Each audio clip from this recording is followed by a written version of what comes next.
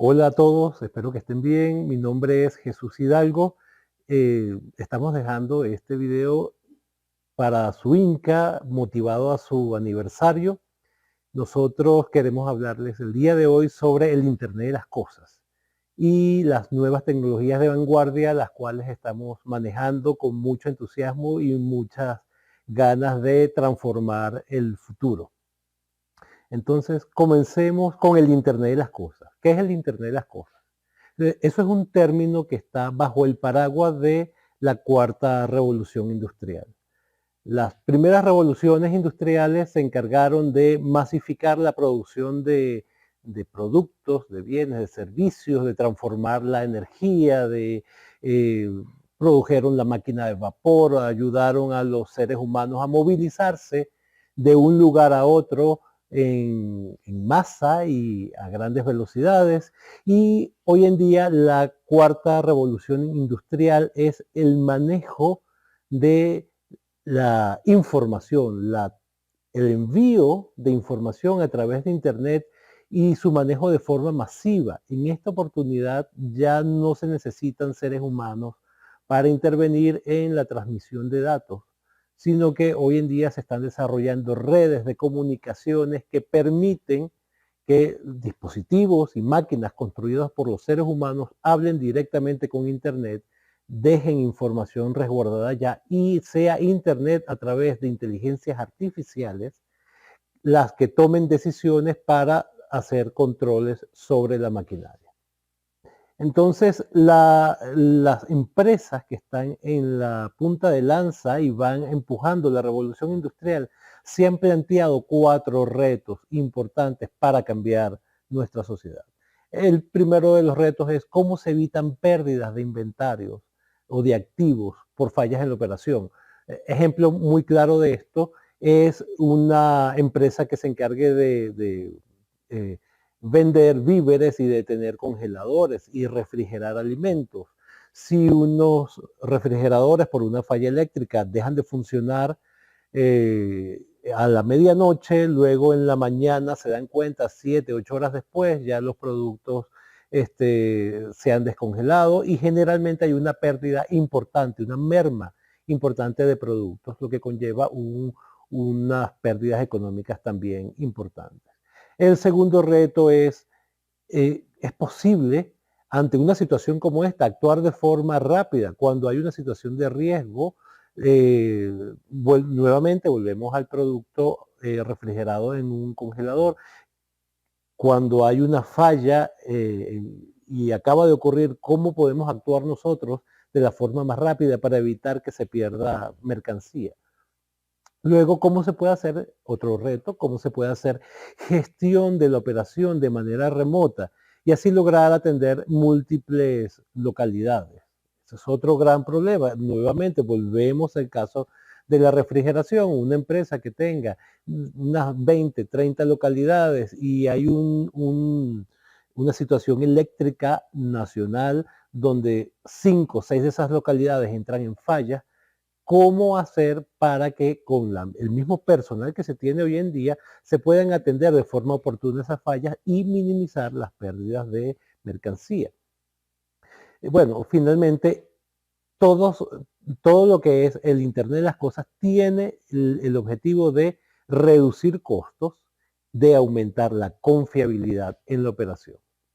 Eso es un gran reto hoy en día.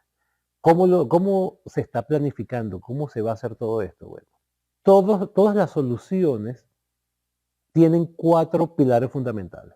El primero es la medición.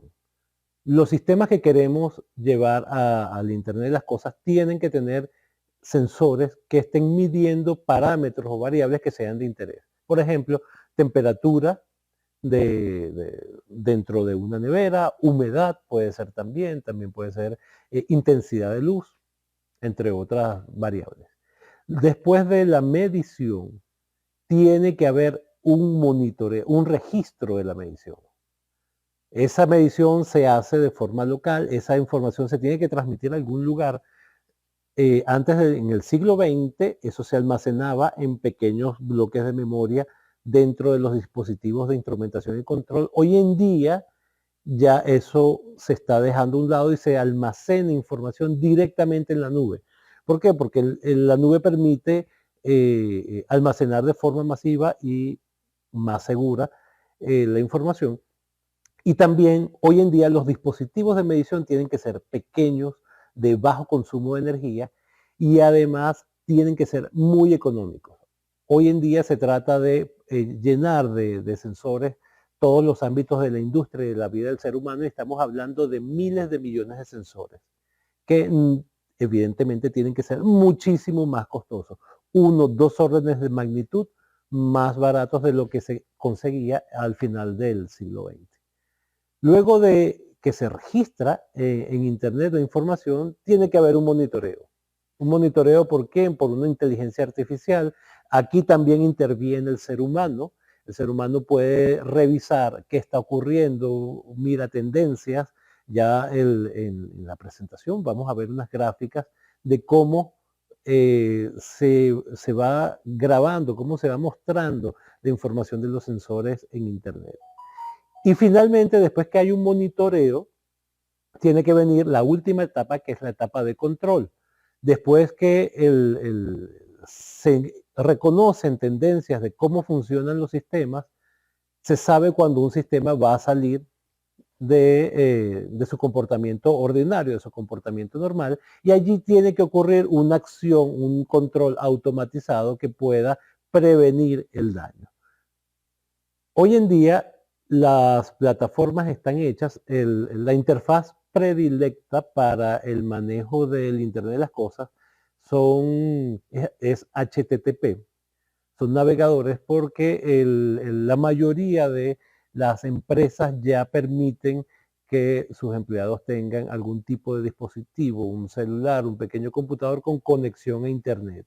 Hay otro tipo de protocolos que también, por ejemplo, MQTT, hay que se utilizan, sin embargo, esos requieren una permisología un poco más especializada y el Internet de las Cosas está tratando de establecer un estándar que no requiera grandes cambios tecnológicos en las plataformas mundialmente utilizadas como es un navegador, un browser de Internet. ¿Qué ahorita, ¿por dónde se empieza? ¿Por dónde comenzamos a medir? Hay muchos sensores disponibles en el mercado. Lo usual es que uno ingresa en el Internet de las Cosas midiendo los parámetros, las variables más sencillas, que son temperatura ambiental, humedad ambiental, presión atmosférica, en algunos casos, como lo es el área de la salud o el área de la aviación. También tenemos mediciones de niveles en tanques, por ejemplo, de niveles en lagos, niveles en ríos. Aquí en la presentación estamos viendo cómo se muestra el almacenamiento o las gráficas de temperatura y humedad. Generalmente, hoy en día, la mayoría de las personas, cuando tiene una nevera y ve que abre la nevera y dice 10 grados, 5 grados, y la abre dentro de 2 horas, y la nevera vuelve a decir 5 grados, y la abres en la noche y la nevera sigue diciendo 5 grados. Hoy en día hay una idea de que los parámetros son estables, ¿no? Y todos son unas líneas rectas. Y no hay nada más lejos de eso. O sea, la verdad es totalmente distinta. Como ustedes pueden ver aquí hay una especie de electrocardiograma. Esto tiene que ver con temperatura y las temperaturas están permanentemente cambiando, están subiendo, están bajando. Por ejemplo, ustedes pueden tener un congelador que cada 4 horas llega a 5 grados centígrados, pero en su proceso de descongelamiento se eleva por encima de los 20 grados centígrados. Y dependiendo de la hora a la que uno abre la puerta, uno va a encontrar el sensor en una temperatura y luego en otra.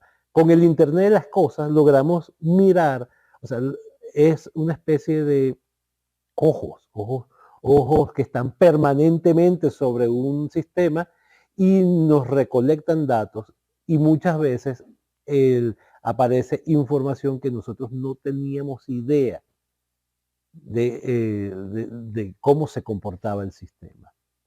Entonces, esto es un cambio de paradigma muy importante porque genera un poquito de inseguridad en el usuario que pensaba que sus sistemas estaban perfectos y no, en realidad ellos están oscilando.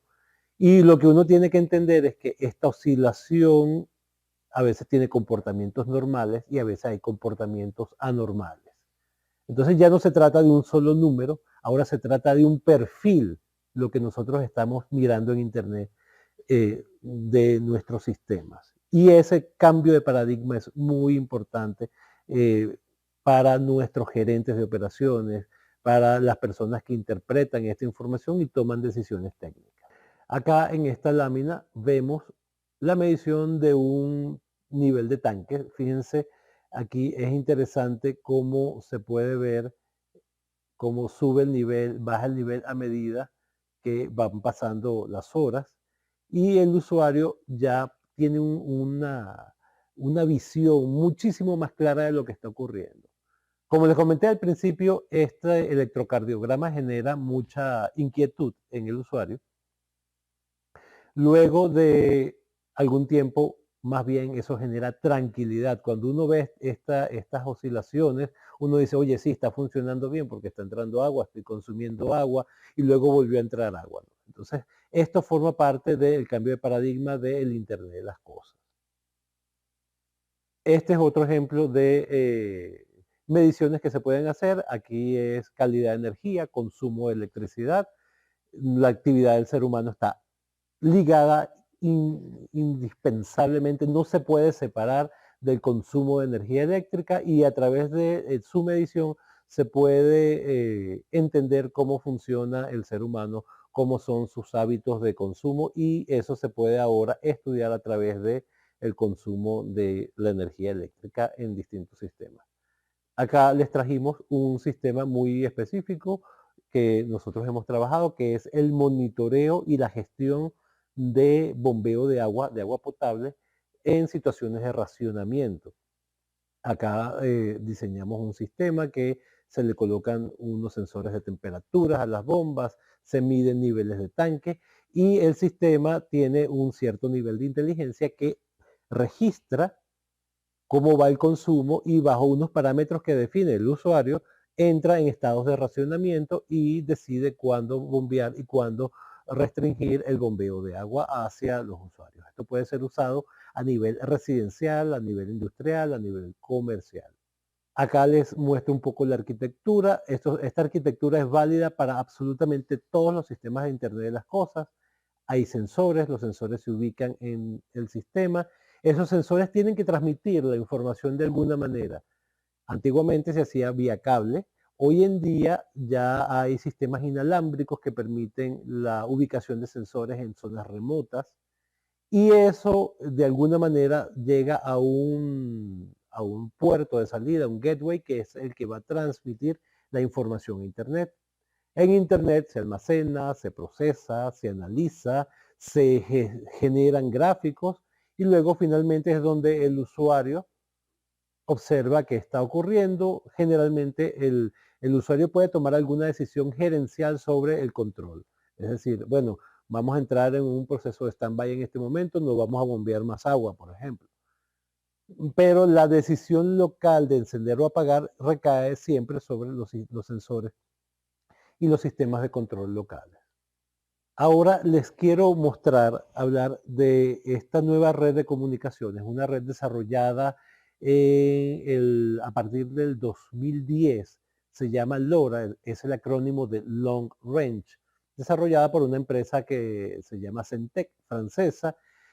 Permite la transmisión de pequeños paquetes de datos de hasta 255 bytes a largas distancias. Estamos hablando de 10 kilómetros, entre 10 y 20 kilómetros de distancia desde el nodo transmisor hasta el nodo receptor. Hoy en día las redes inalámbricas modernas, a ver, estoy hablando de Wi-Fi, de Bluetooth, tienen un alcance mucho más reducido, estamos hablando de unos pocos metros, 10 metros. Las redes Wi-Fi más potentes transmiten unos 100 metros de distancia. Esta nueva red tiene el objeto de largas transmisiones, con muy poca cantidad de energía. Eso permite abre una puerta fabulosa para que fabricantes puedan agregar estos chips de transmisión de datos a sensores que consuman muy poca energía y ahora sí se puede masificar. Estamos hablando de miles de millones de sensores de temperatura, de presión, de medición de niveles, de intensidad de luz, etcétera, puedan ser implementados en muchos dispositivos. LoRa, como les comenté, tiene un largo alcance, baja cantidad de energía, una frecuencia de transmisión de datos pequeña. Estamos hablando de, se debe transmitir datos cada máximo, lo más rápido es cada 30 segundos, cada minuto. ¿Y por qué? Bueno, porque esta red está diseñada para que tenga una cantidad ilimitada de sensores transmitiendo información. Entonces se ha determinado que si un sensor transmite solamente un pequeño paquete de datos una vez por minuto, bueno, la cantidad de sensores que pueden transmitir a un solo nodo es extremadamente elevada. Hoy en día esta red ya está desarrollada, ha crecido rápidamente, tiene más de 5.000 millones de dispositivos en este momento transmitiendo a la red. Hay otro cambio de paradigma muy importante que trae esta red, que es una red que transmite su información en una banda que no requiere licencia. Son bandas libres que están ya acordadas en todo el mundo. Aquí pueden ver un ejemplo, cuál es la banda europea, la banda en América del Sur, la banda en América del Norte, India, Asia. Entonces, como eso ya está establecido, esto abre la puerta a que existan redes públicas y privadas. Es decir, ahora cualquier usuario, cualquier persona puede comprar un gateway, un dispositivo para recibir información y dejarlo correr a la red. Evidentemente no se puede saber qué se está transmitiendo, pero sí permite que esta red sea instalada y sea extendida por personas ordinarias, personas normales, cosa que antes no había pasado. Esto es un cambio de paradigma totalmente, esto va a expandir la red, la ha expandido de una forma exponencial en los últimos años. Hay más de 500 empresas que ofrecen dispositivos para instalar esta red. Yo les voy a hablar de dos empresas que son las más que están distribuidas en el mundo. Es The Things Network, que ya tiene una buena cantidad. Estamos hablando que tiene más de 1 millón de nodos distribuidos a lo largo del mundo, donde cualquier dispositivo que hable protocolo LoRaWAN y esté cerca de algún puntito de estos que ustedes ven aquí, puede transmitir información a Internet a través, sin necesidad de un contrato específico, sin necesidad de agregar un chip al dispositivo. Esta otra red se llama Helium, The People's Network. Tiene un concepto muy parecido.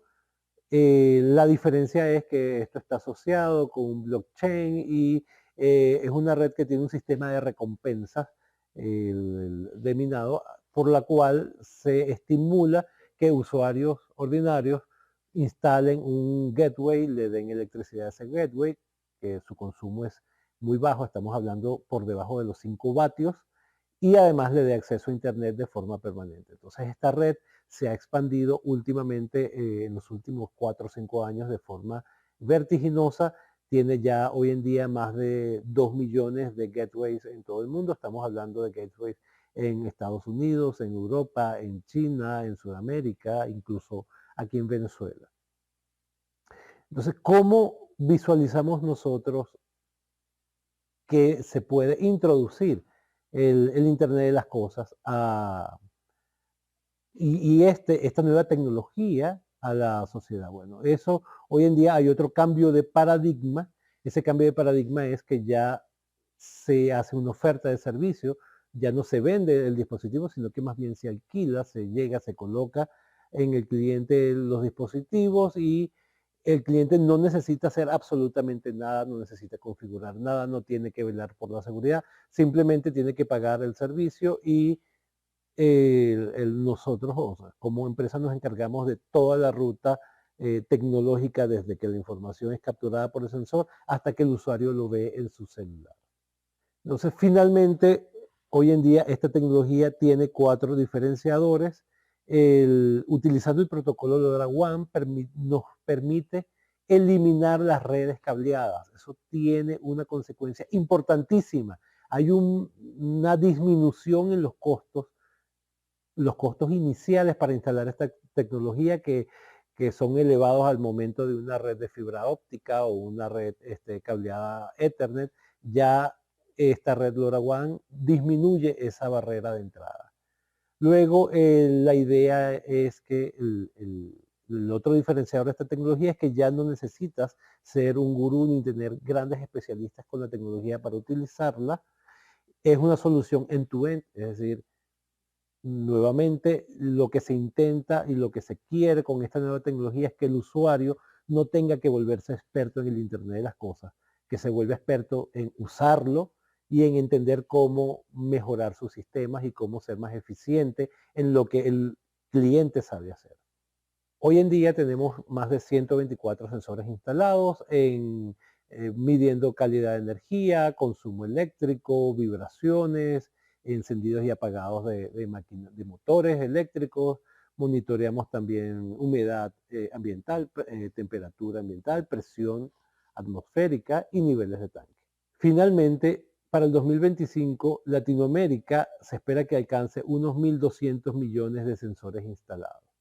El 47% de las empresas en Latinoamérica en este momento se encuentran en procesos de instalación y de migración a tecnologías del Internet de las cosas.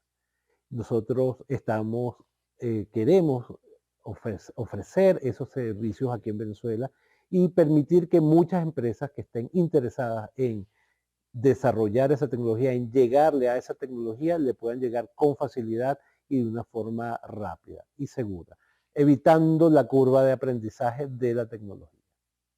Este que ustedes ven acá es un sensor de temperatura y de humedad. Esto puede ser utilizado para monitorear temperatura, por ejemplo, en una subestación eléctrica. Fíjense que hoy en día el factor de forma es mucho más pequeño, no suele tener display. ¿Por qué? Porque el consumo de esto es con una batería y la batería debe durar 5 años, así que hoy en día simplemente esto tiene unos LEDs que indican que está operando y listo. Esto se conecta a la energía, su batería, y automáticamente, si está dentro del alcance de la red LoRa, transmite información a Internet. No hay que configurar clave de acceso, no hay que configurar absolutamente nada. Esto está listo para ser utilizado. Este otro sensor que ustedes ven acá es un sensor ultrasónico que permite detección de objetos a corta distancia. Estamos hablando entre 1 y 10 metros. Se puede utilizar para detectar niveles en tanque, niveles de fluidos, puede ser combustible, puede ser agua. También este sensor inmediatamente cuando recibe energía empieza a transmitir datos y si está en alcance de cualquiera de la red, de los nodos que ustedes vieron de la red LoRa en cualquier parte del mundo, comienza a transmitir información a Internet. Hoy en día podemos utilizar sensores para medir presiones en sistemas neumáticos, presiones en sistemas hidráulicos, podemos monitorear desempeño de bombas, podemos saber si una bomba que maneje agua puede estar cavitando.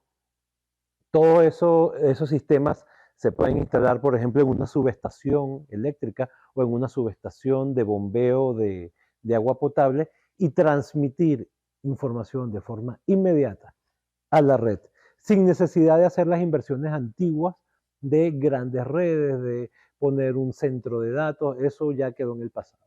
Esto baja muchísimo los costos de entrada, los costos de arranque, lo que permite ser mucho más eficiente en el manejo de los recursos para instalar esta tecnología. Bueno, espero que estas breves palabras hayan sido de utilidad para ustedes, que hayan tenido una idea más clara de qué es el Internet de las cosas. Nosotros estamos a la orden y dispuestos a apoyarlos para implementar esta red, seguirla entendiendo. Así que muchísimas gracias.